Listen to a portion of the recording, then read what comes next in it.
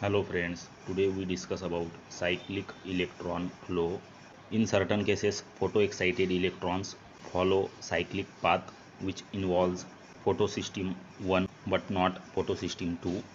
In cyclic electron flow, photoexcited electrons from P700 of photosystem 1 move through the P6F complex and back to P700. This cyclic electron flow is coupled to proton pumping into the thylakoid lumen.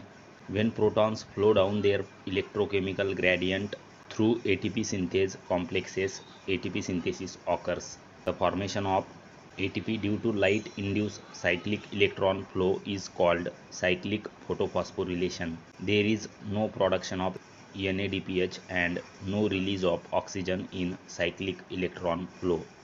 In plants, cyclic flow of electrons is utilized only when the concentration of NADPH is sufficient, but still needs ATP to power other activities in the chloroplast. Cyclic photophosphorylation is somewhat more productive as compared to non-cyclic photophosphorylation with regard to ATP synthesis. The absorption of 4 photons by photosystem 1 results in the release of 8 protons into the lumen by cytochrome B6F complex. These protons flow through ATP synthase to yield 3 molecules of ATP. If you like the video, share with your friends and please do subscribe our YouTube channel. Hit the bell icon to get update of latest notification from our channel. Thank you.